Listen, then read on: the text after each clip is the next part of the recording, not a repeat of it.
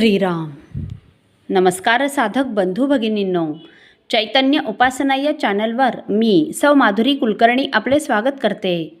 या चॅनलद्वारे आपण सोमवार ते शनिवार श्री ब्रह्मचैतन्य गोंदवलेकर महाराज यांचे थोर शिष्य परमपूज्य श्री तात्यासाहेब केतकर यांच्या चरित्राचा आस्वाद घेत आहोत. तसेच रविवारी श्री महाराजांच्या काही भक्तांचे अनुभव ऐकत आहोत. श्री महाराजांना त्रिवार वंदन करून मी आज आपणास श्रींच्या एक अनुग्रहित भक्त सौ स्मिता संतोष पाटील राहणार जयसिंगपूर यांना श्रींचा आलेला अनुभव त्यांच्याच शब्दात कथन करणार आहे. स्मिताताई सांगतात, मला गोंदवलेकर महाराजांचा अनुग्रह घेऊन जवळजवळ 25 वर्षे झाली. श्रींचे थोर शिष्य श्री ब्रह्मानंद महाराज यांची कागवाड येथे असलेली समाधी आमच्या घरापासून केवळ 15 किलोमीटर अंतरावर आहे. श्री ब्रह्मानंद महाराजांचे समाधी मंदिर हे माझ्यासाठी माहेरच आहे. मी तेथे वारंवार जात असते. एखाद्या माहेर वाशिणीवर जसे तिच्या आईने प्रेम करावे तसे ब्रह्मानंद महाराज व श्री महाराज माझ्यावर प्रेम करतात, माया करतात. गेले काही दिवस काही घरगुती अडचणींमुळे व नातेसंबंधातून मिळालेल्या वाईट वागणुकीमुळे माझी मनस्थिती ठीक नव्हती. मी अत्यंत अस्वस्थ होते. मला अजिबात करमत नव्हते. काय करावे समजत नव्हते. कोणावर विश्वास ठेवावा हे कळत नव्हते. मी खचून गेले होते. पण मनाच्या अशा विकल अवस्थेत श्री महाराजांशिवाय आपल्याला कोणाचाच आधार नाही याची मला खात्री होती. वस्तुतः एवढे वर्ष अनुग्रह घेऊन देखील मी प्रपंचातच जास्त गुंतून गेले होते. जप करत होते, परंतु त्यात तेवढी ओढ नव्हती, मन नव्हते, चिकाटी नव्हती. नाम हेच आपले ध्येय आहे ही भावना नव्हती. नामाला सर्वोच्च स्थान दिले जात नव्हते. प्रपंचाला व त्यातील नातेसंबंधांनाच मी प्रथम प्राधान्य देत होते. परंतु गेले काही दिवसात मला असे काही अनुभव आले की माझी खात्री झाली की आपल्यावर निस्वार्थ प्रेम करणारे केवळ आणि केवळ श्री महाराजच आहेत. अनेक वाईट प्रसंगातून महाराजांनीच मला सुखरूप बाहेर काढलेले आहे याची आठवण होऊन माझे डोळे भरून आले. त्यांच्या दयासिंधुत्वाचे स्मरण झाले. मी मनोमन ठरवले की श्री महाराजांशिवाय आपल्या जीवनाचे इतर कोणतेही ध्येय असता कामा नये. दसऱ्याच्या 4-5 दिवस आधी सकाळी मी श्री महाराजांना म्हणाले, मला आता तुमच्याशिवाय कोणीही नाही. तुम्हीच माझ्यावर खरे प्रेम व माया करतात. बाकी सर्व जग स्वार्थी आहे. मनात असे विचार येऊन माझ्या डोळ्यात अश्रू आले आणि अचानक खंडेनवमीच्या आदल्या दिवशी मी श्री क्षेत्र कागवाड येथे श्री ब्रह्मानंद महाराजांच्या समाधी मंदिरात शिधा घेऊन जावा व ब्रह्मानंद महाराजांना नैवेद्य दाखवावा असे मला आतूनच वाटू लागले. अशी तीव्र इच्छा निर्माण झाली व म्हणून मी कागवाड संस्थानचे ट्रस्टी श्री कुलकर्णी काका यांना फोन केला व मला श्री ब्रह्मानंद महाराजांना नैवेद्य करता येईल का, तसेच काही सेवा करता येईल का अशी चौकशी केली. त्यांनी क्षणाचाही विचार न करता लगेच माझी विनंती मान्य देखील केली.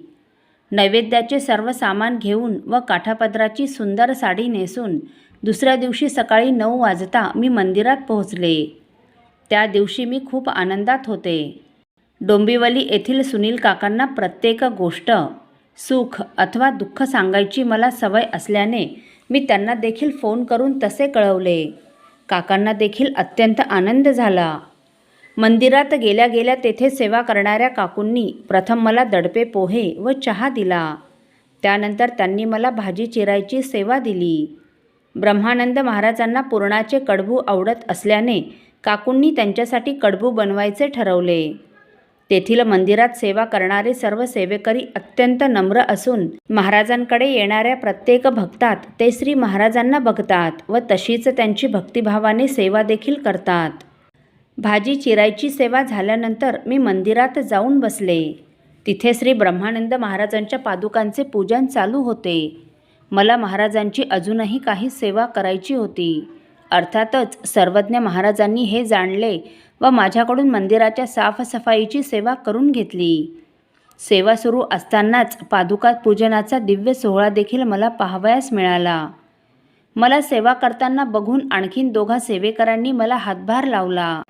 आश्रमाच्या आवारात मारुतीरायाचे एक छोटेसे मंदिर आहे. तेथील साफसफाईची सेवा देखील श्री महाराजांनी माझ्याकडून करून घेतली. मला खूप आनंद झाला, कारण अशा प्रकारची सेवा आजपर्यंत मला कधीही मिळाली नव्हती. सेवा झाल्यानंतर दुपारची आरती व नैवेद्य झाला व मी देखील प्रसाद ग्रहण केला.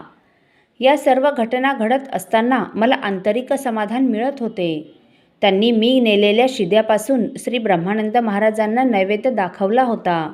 नंतर मी जेव्हा घरी जायला निघाले तेव्हा तेथील सेवेकरी काकूंनी माझी ओटी भरली आणि पुन्हा लवकरच परत ये बरं बाळ असे अत्यंत प्रेमाने सांगितले. तसेच मला बुंदीच्या लाडूचाही प्रसाद दिला. अर्थात हे सर्व त्यांच्या लेकीसाठी श्री महाराजच करून घेत होते. त्यांच्या लेकीचे लाड पुरवत होते. प्रसाद घेत असताना कळले की तेथे प्रसाद घेत असणारे श्री महाराजांचे एक भक्त त्यांच्या गाडीने नरसोबाच्या वाडीला जाणार आहेत व त्यांच्या गाडीत जागा असल्याने इतर कोणा भक्तांची इच्छा असल्यास ते त्यांना तिथे त्यांच्या गाडीने घेऊन जाणार होते. खूप दिवसांपासून दत्तगुरूंच्या दर्शनाला वाडीला जाण्याची माझी इच्छा होती, पण तसा योग जुळून येत नव्हता. परंतु श्री महाराजांनी माझी ती इच्छा देखील पूर्ण केली. मी त्या भक्तांशी संपर्क साधला व ते मला वाडीला घेऊन गेले.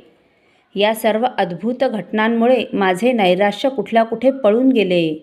मी खूप आनंदी झाले. त्या गोड आठवणी माझ्या हृदयात कित्येक दिवस तरळत राहिल्या. या सर्व घटनांतून महाराजांनी मला खूप काही शिकवले.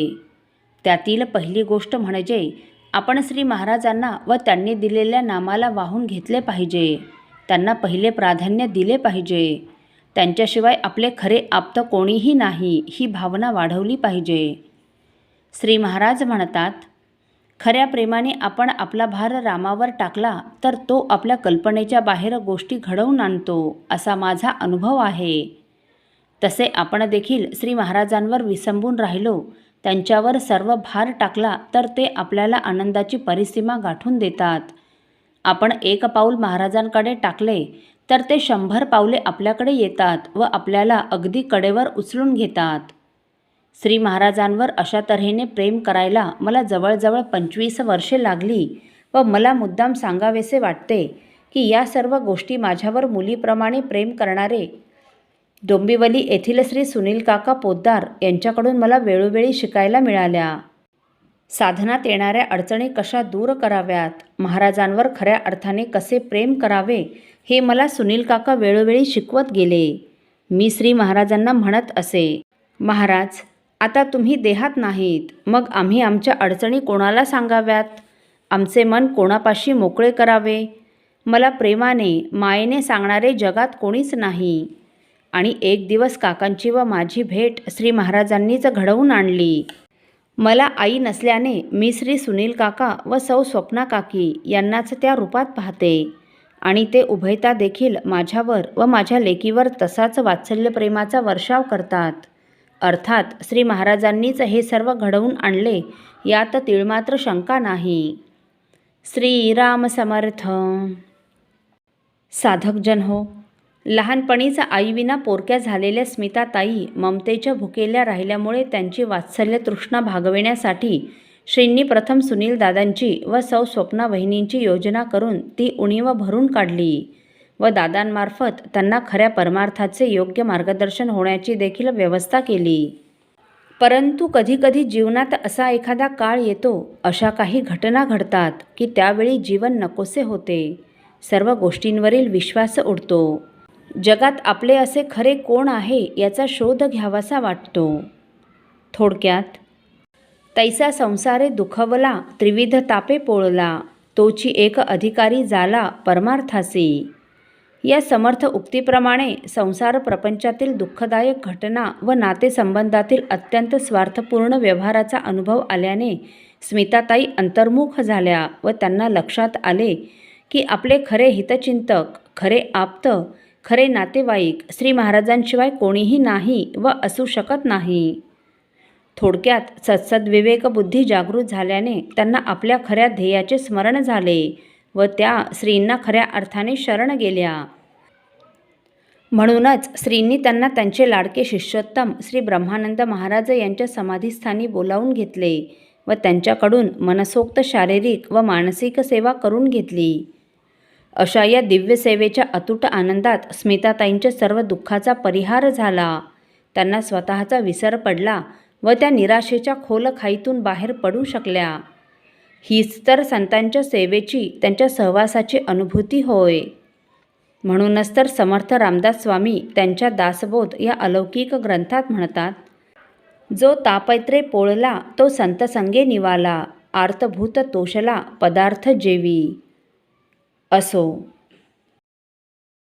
साधक हो, आपल्यापैकी कोणा श्रींच्या भक्तांना श्रींचे असेच काही अनुभव आले असतील तर इतर साधकांचे श्री महाराजांवरील व त्यांचा प्राण असलेल्या नामावरील प्रेम वृद्धिंगत व्हावेत या पवित्र हेतूने आपण मला ते 9422843253 या नंबरवर अथवा सुनील दादांच्या 9892608401 या व्हॉट्सअप नंबरवर कळवावेत अशी नम्र विनंती. श्रीराम समर्थ.